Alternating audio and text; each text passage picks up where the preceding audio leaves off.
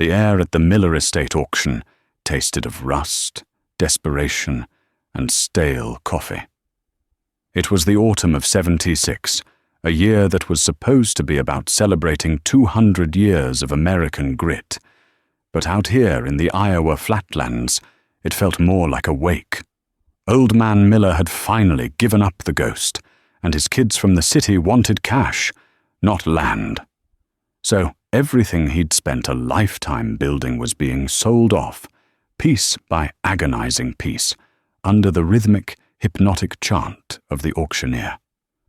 I stood near the back, my hands shoved deep in the pockets of my worn canvas jacket, the fabric stiff with grease and dirt. My name is Jedediah Stone, and I was 24 years old, though most days I felt closer to 60. The farm my father had left me a year prior wasn't a legacy. It was an anchor, pulling me down into a sea of debt he'd never intended to create. A single bad year, a heart attack in the middle of planting season, and suddenly the bank owned more of our land than we did.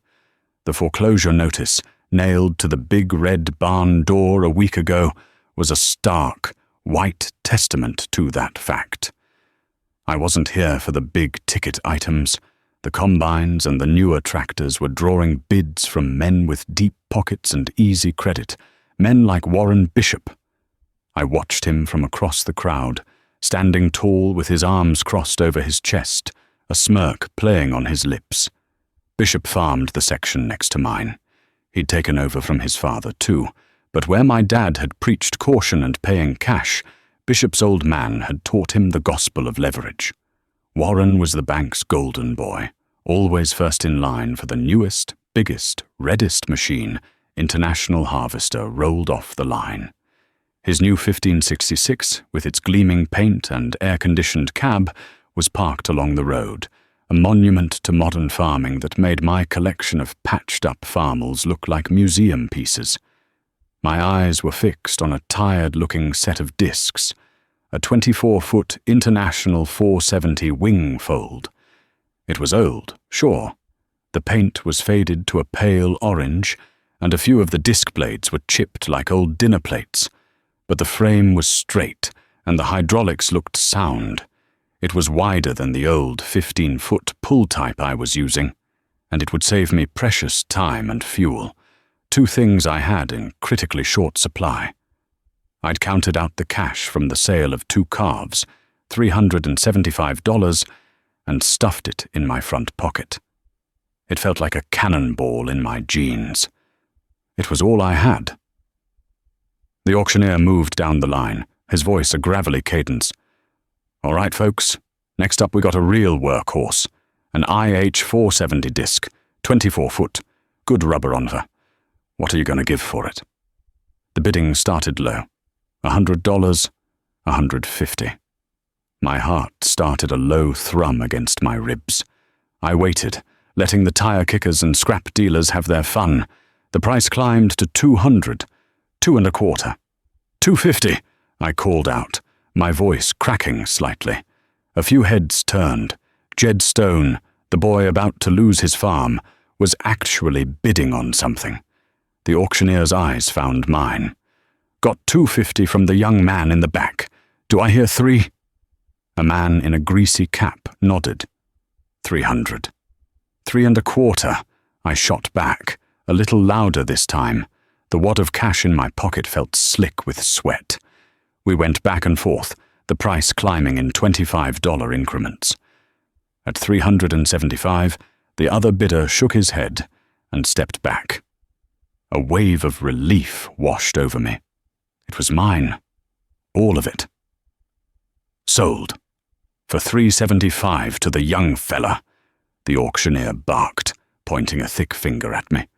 As I walked forward to settle up, a shadow fell over me. It was Warren Bishop. He was chewing on a toothpick, looking down his nose at me with an expression somewhere between pity and contempt. "Buying more junk for your collection, Stone?" he said, his voice loud enough for a dozen other farmers to hear. "Thought you'd be selling, not buying, considering that new decoration you got on your barn." The blood rushed to my face. The other men shuffled their feet, some looking away, others watching with keen interest.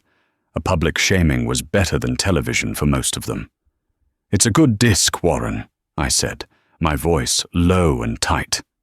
"It's a relic," he scoffed. "You can't farm in 1976 with equipment from the 50s. You're trying to pull a 24-foot disc with that old stiger of yours. That thing belongs in a scrap yard. You need a real tractor." "A new tractor?" "The bank'll give you a loan. Hell, Henderson would probably co-sign it himself just to see you make a crop for once." He was talking about my tractor. My dad and I had bought it 3 years before he died. It was a Stiger Cougar Totutu, one of the early articulated 4-wheel drives from Fargo. It wasn't pretty. The original lime green paint was faded and peeling, showing patches of rust and primer. We'd bought it with a blown engine and spent an entire winter crammed into our unheated shop, rebuilding the big Cummins i55 V8 that powered it. Every bolt on that machine had been turned by my father's hands or mine. It was ugly, it was loud, and it leaked oil from 3 different places. But it was ours. Paid for in full. It was the only thing of real value on the farm that the bank couldn't touch. "My tractor runs just fine," I said, looking him square in the eye. "And it's paid for. Can you say the same about that shiny red ornament you got parked over there?" Bishop's smirk tightened. He took the toothpick out of his mouth and pointed it at me. "Let me tell you something, boy. Debt is a tool. It's how you grow. You use the bank's money to make more money. It's the modern way. Your old man, he was a good man, but he was stuck in the past. And it looks like you are, too. Enjoy your rust bucket. I'll be sure to wave when I'm planting my extra 300 acres next spring." He turned and walked away, the other farmers parting for him like he was Moses. I stood there, my fists clenched, the $375 for the disc feeling like hot coals in my hand. He was wrong. He had to be. My father's words echoed in my head, a mantra from my childhood. "Never owe a man for the tools you use to make a living, son. If you don't own your iron, you ain't a farmer. You're just a hired hand for the bank." But looking around at the new, expensive machinery, at the confident faces of men like Bishop, a sliver of doubt crept in. Was my father's way, the old way, truly dead? Before we go any further with this story, I have to ask you folks listening, have you ever been in a position like that? Trying to make a go of it with old, paid-for equipment while everyone around you is flashing new iron bought on credit? Let me know in the comments below what you ran. Was it an old 2-cylinder John Deere, a Farmall H, maybe an Oliver or a Minneapolis Moline? I want to hear about the old tractors that got you through the tough times. I paid for the disc and arranged to have it delivered. The drive home in my beat-up Ford pickup was a blur of shame and anger. Bishop's words stung worse than the biting November wind. When I pulled into my lane, the first thing I saw was that blasted notice on the barn. Its white paper, a stark contrast to the faded red paint, held in place by a single roofing nail.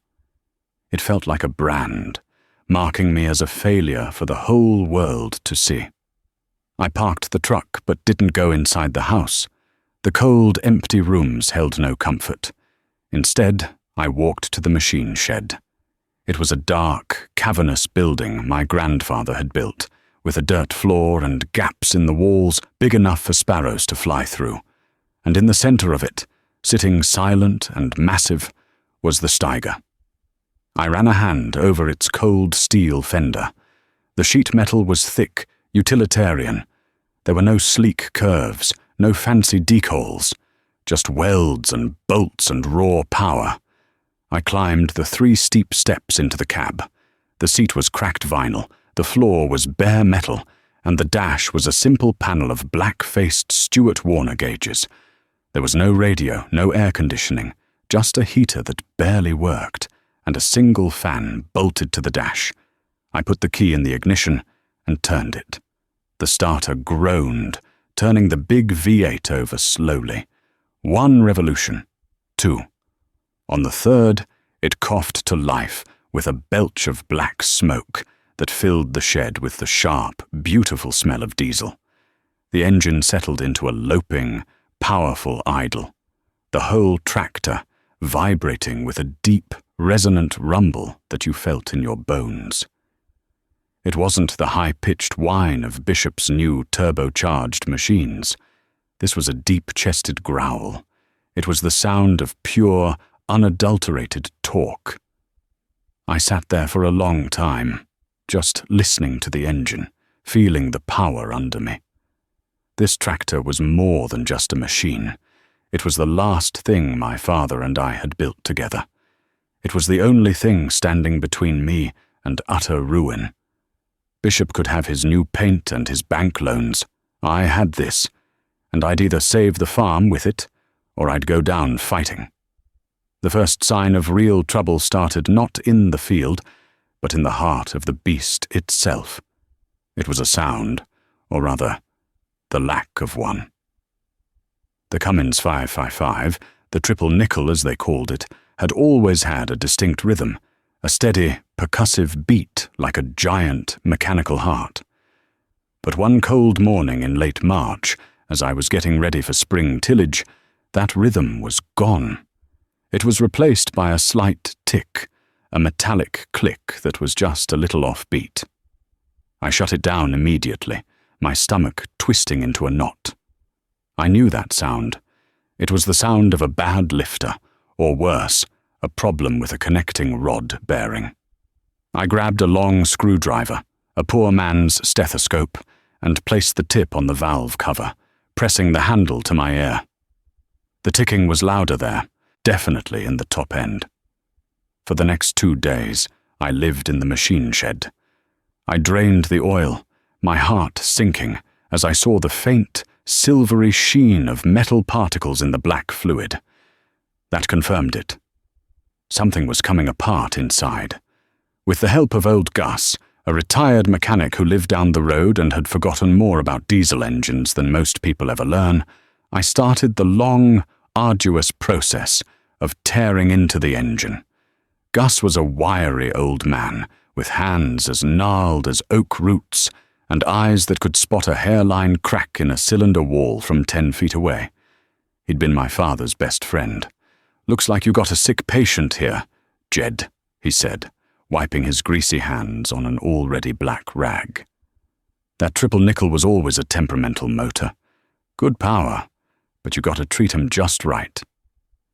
We rigged up a chain hoist to the heavy wooden rafters of the shed, the old beams groaning under the strain. Disconnecting the drive shafts, the hydraulic lines, the fuel lines, the wiring harness, it was a greasy, back-breaking puzzle. Every bolt was frozen with rust and years of grime. We heated them with a torch until they glowed cherry red, then hit them with penetrating oil that hissed and smoked, filling the air with an acrid smell. We put a 3-foot cheetah bar on a breaker bar and pulled with all our weight, our boots slipping on the oily dirt floor, until the bolts finally gave way with a percussive crack that echoed in the silent shed. Finally, we had the engine free. We hoisted it out of the massive frame, the 2-ton block of iron swinging precariously as we guided it onto a heavy-duty engine stand I'd welded together from scrap iron. The tractor looked like a wounded animal, its front half empty, a gaping hole where its heart should have been. The teardown was a slow, methodical process. We pulled the heads, revealing the massive pistons, and there it was. On the number 3 cylinder, the exhaust valve had a chip missing from its edge, and the corresponding piston top had a small, shiny indentation where the piece had been hammered into it, over and over. That was our tick. But the bigger problem was the bearings. The connecting rod bearings were scored, worn down to the copper. The engine had been slowly eating itself alive. "She needs a full-in frame, boy," Gus said, shaking his head. "New pistons, liners, bearings, valves, the whole 9 yards. It ain't gonna be cheap." Cheap was a word that wasn't in my vocabulary. I had no money. The bank had already turned me down for a small operating loan, Mr. Henderson, the loan officer, looking at me over his glasses with unconcealed pity. "Jedediah," he'd said, his voice smooth and condescending, "the numbers just don't work. The collateral isn't there. Your equipment is antiquated. Now, if you were to trade that old Stiger on a new, reliable machine, we could certainly finance the whole package. It's about managing your assets properly." He didn't understand. The Stiger was my only real asset. I spent the next week on the phone, calling every salvage yard in a 3-state radius. I found a place in Minnesota that had a 5 F-85 out of a wrecked payloader. The man said it had a spun bearing, but the heads and the crank were good. I drove all night in my pickup, sleeping for a few hours in a rest stop, and bought the parts I needed for $200 cash. The rest of the money came from selling my father's old Lincoln arc welder, a tool I loved, but not as much as I loved the farm. The rebuild was grueling. We honed the cylinders, installed the new liners, plastigaged the new bearings, meticulously setting the tolerances. My fingers were raw, my knuckles were busted and bleeding. I'd work all day, fall into bed for 5 hours, and be back at it before the sun came up. The farm work was piling up. I was falling behind. Every time I drove to town for parts, I'd see Warren Bishop out in his fields, his new 1566, pulling a massive planter, effortlessly turning the black soil. He'd be sitting in his air-conditioned cab, listening to the radio, while I was covered head to toe in grease, my body aching with a fatigue so deep it felt like it was in my bones. The whispers at the co-op and the diner grew louder. "Here Jed Stone's got his tractor torn apart. He'll never get a crop in. Poor kid, just like his father. Too stubborn for his own good. Bishop offered to rent his ground, you know. He should just take it and save himself the misery." Each comment was a small cut. I learned to buy my fuel and supplies at the end of the day, when the coffee clutch of old farmers had gone home. The isolation was a physical weight. But every night, under the single bare bulb hanging in the machine shed, Gus and I would make a little more progress. He'd share stories about my dad, about the tough years during the 50s, reminding me that hardship was nothing new to this land. "Your dad had this same grit, Jed," he told me one night, as we were torquing the head bolts in the proper sequence. "He never quit. Don't you dare be the one to break that chain." Finally, the day came. The engine was back together, painted in a fresh coat of Cummins beige. We wrestled it back into the tractor's frame, a slow, nerve-wracking process of aligning the motor mounts and the transmission bell housing. After 2 more days of connecting everything, the moment of truth arrived. I climbed into the cab, my heart pounding. I turned the key. The starter spun the fresh engine. It caught almost immediately, settling into an idle so smooth and quiet it was startling. The tick was gone. The rhythm was back. I was 2 weeks behind schedule, but I had a tractor. As I pulled out of the shed and headed for the field, the sun was just coming up, painting the sky in shades of orange and pink. The roar of that rebuilt V8 was the sweetest sound I had ever heard. It was the sound of a second chance. The next few years were a blur of hard work and tight margins. The mid-70s brought good weather and, more importantly, soaring grain prices. An insatiable demand from overseas, coupled with a weak dollar, sent corn and soybean prices to levels no one had ever seen. A wave of prosperity washed over the heartland, and it created a frenzy. The mantra of "get big or get out" became a religion. The local bank, which had treated me like a leper just a few years prior, was now practically begging farmers to take out loans. Interest rates were high, but commodity prices were higher. It seemed like a can't-lose proposition. Warren Bishop was the high priest of this new religion. He used his initial success as collateral to borrow more, buying up every parcel of land that came for sale. He bought the Miller place, then the old Johnson farm. His holdings swelled from 600 acres to over 2,000. With every new parcel came a new line of credit for more equipment. He traded in the 1566 for a brand new International 3588, the 2+2 model with the long nose and the cab set back between the axles. It looked like a spaceship compared to my old Stiger. Then he bought a second one and a massive 24-row planter to go with it. He built a new state-of-the-art machine shed with a heated concrete floor and a towering grain leg and bin setup that dominated the skyline. He was the talk of the county. The farm journals wrote articles about him, the progressive young farmer embracing modern techniques. Mr. Henderson, the banker, would point to Bishop's operation as a model of success, and in a way he was. His fields were immaculate, his yields were incredible, and he lived in a new brick ranch house with a 2-car garage. Meanwhile, I stuck to my father's way. The good prices didn't tempt me to expand. They were a lifeline. I took every extra dollar and threw it at the debt my father had left. I worked the same 400 acres, but I worked it with an intensity I hadn't known I possessed. The rebuilt Stiger was my constant companion. It ran flawlessly, its steady roar a comforting presence in the long days I spent in the field. I learned its every sound, its every vibration. I could tell by the pitch of the engine when it was pulling hard or when the soil was getting soft. I used my profits to pay off the bank note on the land. The day I walked into the bank and handed Mr. Henderson the final payment was one of the proudest of my life. He looked surprised, almost disappointed. "Well, Jedediah," he said, stamping the papers with a profound thud. "Congratulations. You're debt-free. Now is the perfect time to leverage that equity. With this land as collateral, we could set you up with a line of credit that would make Warren Bishop jealous. You could easily double your acreage by next year."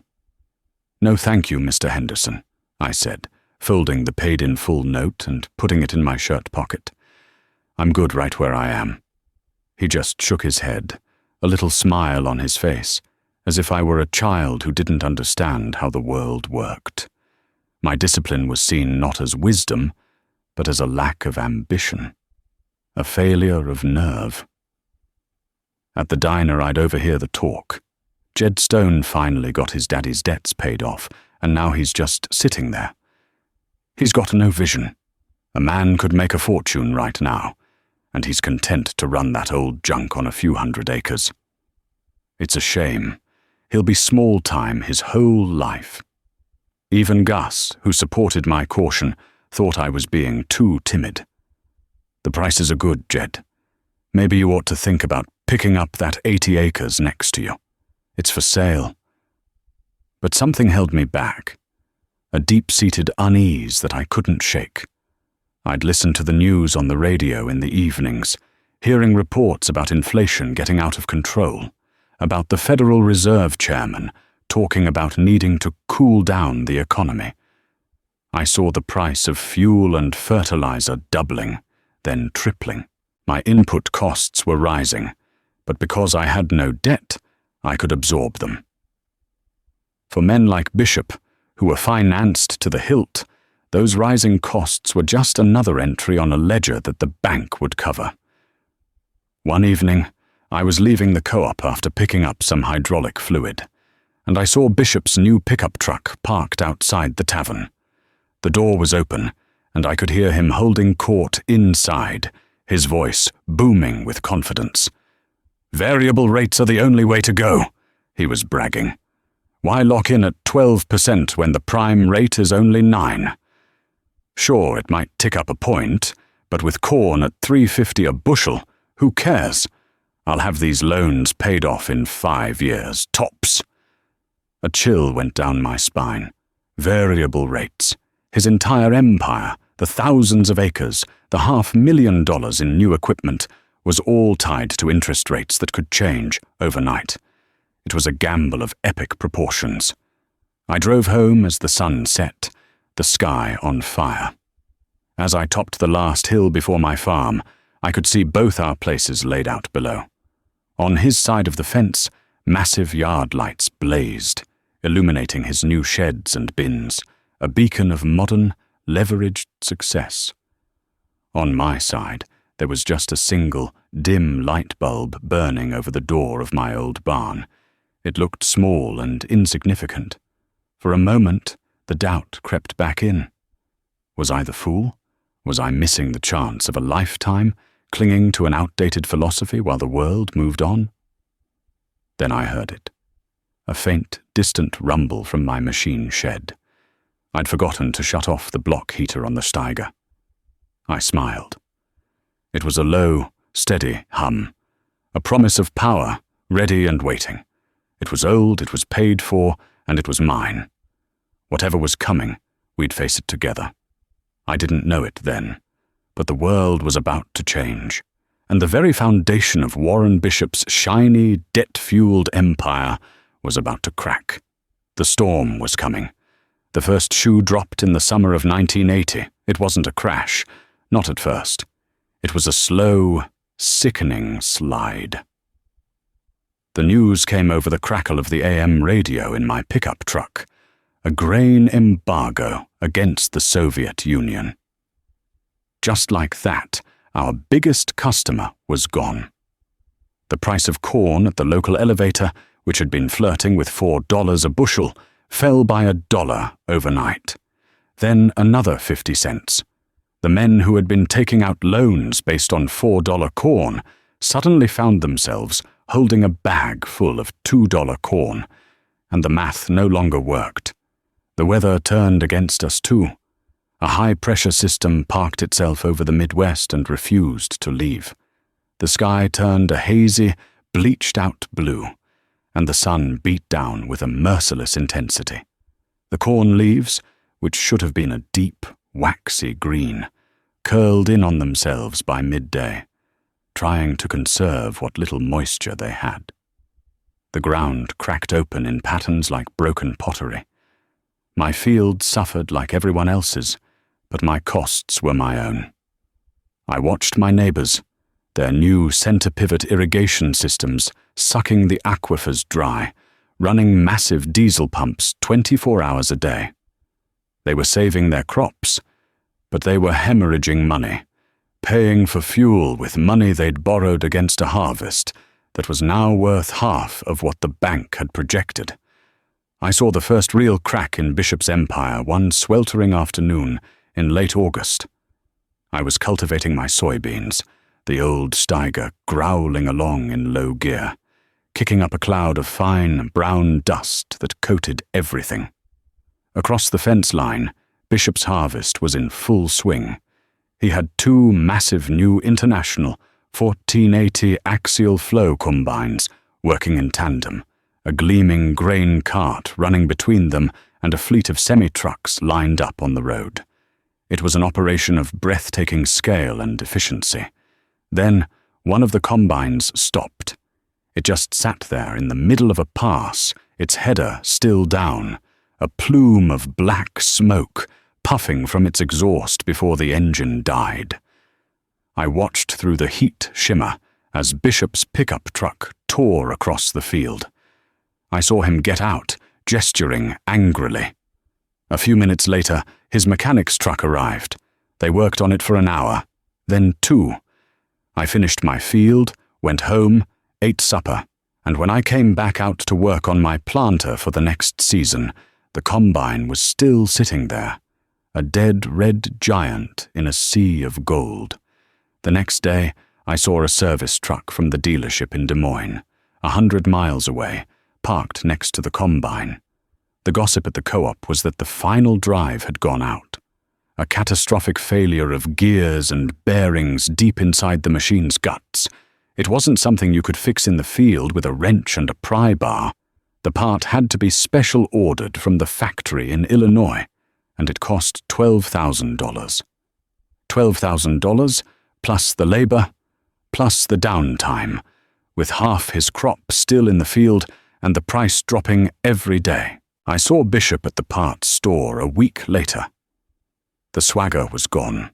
His face was pale and drawn, and there were dark circles under his eyes. He was arguing with the man behind the counter about the price of a hydraulic filter for his 2-plow-2. He didn't even seem to notice me. He, who had once publicly shamed me for my old equipment, was now haggling over a $50 part. He paid for it with a check that he seemed to hesitate before signing, as if unsure it would clear. He was a man standing on a trap door, and he could hear the hinges starting to groan. I kept my head down and worked. My yields were down because of the drought, but so were everyone else's. The difference was, my harvest wasn't owed to anyone. I sold just enough grain to pay my property taxes and buy fuel and seed for the next year. The rest I stored in my old wooden cribs and steel bins. I was gambling that the price had to come back up eventually. It was a waiting game. My father had always said, "A farmer's greatest virtues are patience and a short list of creditors." That winter, as the first snows began to fall on the bleak, empty fields, I was beginning to understand just how right he had been. The real storm broke in the spring of '81. It came not from the sky, but from Washington, D.C. The Federal Reserve, in a desperate bid to kill the runaway inflation that was crippling the country, jacked up interest rates. The prime rate, the number that banks based all their loans on, soared to an unthinkable 21%. For a man with a paid-for farm, it was an abstract number on the evening news.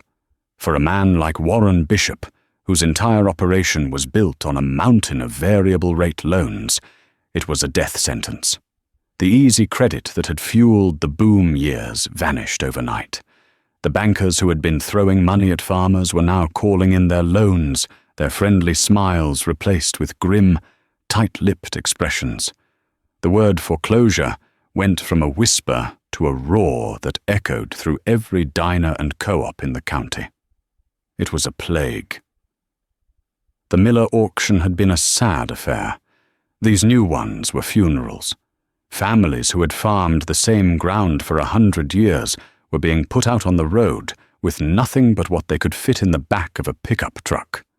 The green and yellow signs of the John Deere dealer and the red signs of the International Harvester dealer were replaced by the stark, black and white banners of the auctioneers. I saw it happen to Bishop's operation, piece by piece. First, the bank repossessed one of the 2+2 tractors. Then, a semi-truck disappeared from his yard. He started selling off parcels of land he'd just bought, trying to raise cash to service the debt on his home farm. But land values were plummeting.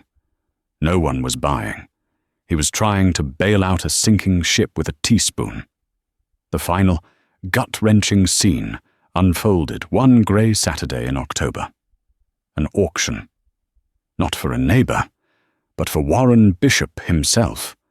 The whole county was there, not out of spite, but out of a kind of morbid solidarity. We were all just a few bad decisions or one bad year away from the same fate. The crowd was silent, their faces etched with fear and a profound sadness. Bishop's magnificent fleet of red machinery was lined up in a neat, funereal row. The 14 arty combines, the 2+2 tractors, the massive planter. They looked absurdly new and powerful, like museum pieces of a lost, prosperous civilization. Bishop stood near his house with his wife, his shoulders slumped, his face a mask of grey defeat. He looked 10 years older than he had at the Miller auction. He wasn't a villain anymore. He was just another casualty. The auctioneer started, his voice lacking its usual boisterous energy. He sounded more like a priest giving a eulogy. The bidding was sparse and low. The machines were too big, too complex, too expensive for anyone left standing to operate. A tractor that Bishop had paid $100,000 for just 2 years ago sold for $30,000 to a salvage dealer from out of state. The bank was taking a bloodbath, but they didn't care. They just wanted to liquidate the assets and close the books. I didn't bid on the big machines. I didn't have the money, and I didn't need them. I watched as Bishop's dream was dismantled, piece by painful piece. When the auctioneer got to the smaller items, the shop tools, I finally raised my hand. I bought a heavy-duty drill press and a set of socket wrenches. Good tools, well cared for. I paid cash. As I was loading them into my truck, Bishop walked over. He stopped a few feet away, his hands in his pockets, kicking at a loose piece of gravel. "Heard you paid off your dad's note," he said, his voice quiet and raspy. He didn't look at me. "Last year," I replied. He nodded slowly. "Your old man was right. I used to laugh at him. At you. Called you dinosaurs." He finally looked up, and I saw the glint of tears in his eyes. "Turns out the dinosaurs knew how to survive the asteroid." He let out a short, bitter laugh. "Debt is a tool, I told you. Yeah, a tool. A hammer. And I used it to smash my own head in." I didn't know what to say. There was no victory in this. No satisfaction in seeing a man so thoroughly broken. "I'm sorry, Warren," was all I could manage. "Don't be," he said, shaking his head. "This was my own damn fault. I flew too close to the sun." He looked back at his house, where his wife was standing on the porch, a silent, lonely figure. The bank was taking the farm, the equipment, everything. They were even taking the house. They'd have to be out by the end of the month. I thought about my father. I thought about Gus. I thought about the hard, lonely work, the grease under my fingernails, the nights spent worrying about a single chipped valve. And I thought about the freedom of turning the key in a machine that was truly mine. "Warren," I said, my voice firm, "don't let them take the house." He looked at me, confused. "I don't have a choice, Jed. It's all part of the same mortgage." "The auction's over," I said. "The bank has what it wants from today. Go see Henderson on Monday morning. Tell him you have a buyer for the house and the home 80 acres. A cash buyer." Warren stared at me, his mouth slightly open. "A cash buyer? Who?" I reached into my truck and pulled out a worn leather checkbook from the glove box. "Me." The years that followed were lean, but they were good. The farm crisis of the 80s didn't end overnight. It ground on, scouring the landscape of the proud and the overextended, leaving behind only the cautious and the lucky. Warren Bishop and his wife never left the brick ranch house. I bought the house and the 80 acres surrounding it from the bank for a fraction of what it was worth. I drew up a rent-to-own agreement with Warren on a handshake. He paid me a small amount each month, whatever he could spare from the job he got driving a truck for the county highway department. It took him 15 years, but he paid me back every single dime. We never spoke of it again, but a quiet, profound understanding passed between us. He'd come over sometimes and help me work on the stiger, his hands, once soft from the climate-controlled cabs of new machines, growing calloused and capable again. The community's perception of me shifted so gradually I barely noticed it. I was no longer Jed Stone, the boy who was too stubborn to get with the times. I became Jed Stone, the man who had weathered the storm. Younger farmers, The ones who had managed to hang on by the skin of their teeth started stopping by the machine shed. They didn't want to talk about leveraging assets or cash flow projections. They wanted to know how to rebuild a hydraulic pump, how to fabricate a part that was no longer made, how to get another 1,000 hours out of an old engine. My farm, with its collection of mismatched, paid-for equipment, became an unlikely classroom. The stiger, now faded and scarred from thousands of hours of hard work, sat in the center of it all, a monument to a different kind of wisdom. I never got big. I bought a few more parcels of land over the years, always from a willing seller, always with cash. My 400 acres grew to a comfortable 1,000. I eventually bought a newer tractor, a 10-year-old Case IH Magnum with a few dings in the hood, but a solid engine. It had air conditioning and a radio, and it felt like the height of luxury. But I never sold the stiger. I kept it in the back of the shed, using it to pull the grain auger or the disc in the fall. It was a part of me, a part of the farm's soul. My son Daniel was born in the spring of '89, the year the farm crisis was finally declared over. He grew up in the cab of that old stiger, his car seat strapped to the floor next to me. He learned to count by reading the numbers on the Stewart Warner gauges. He learned his colors from the faded green paint and the rusty primer patches. He learned the smell of diesel and hydraulic fluid before he learned the smell of crayons.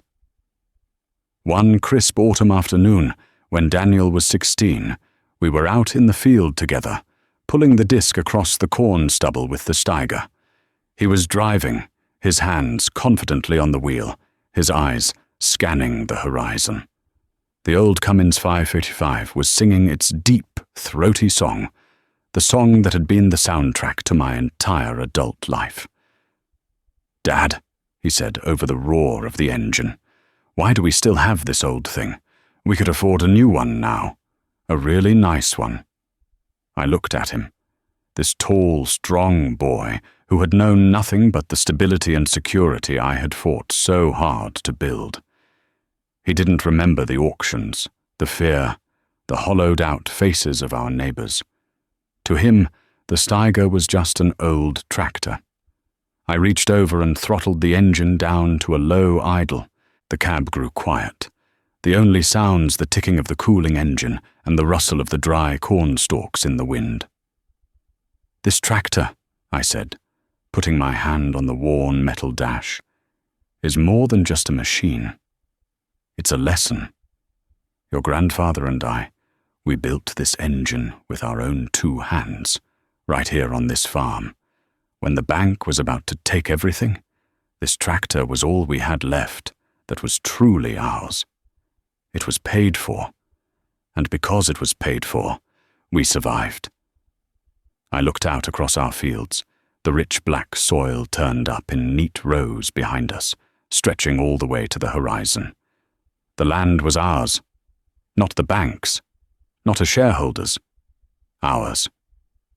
"There will always be people, son," I continued, looking him square in the eye, "who will tell you that you need the newest, the biggest, the best. They'll tell you to borrow money to get it. They'll call it an investment. They'll call it progress. They'll call debt a tool. But you remember this old tractor. You remember that the most valuable thing you can ever own is your own freedom. And you can't be free if you owe another man for the tools you use to make your living."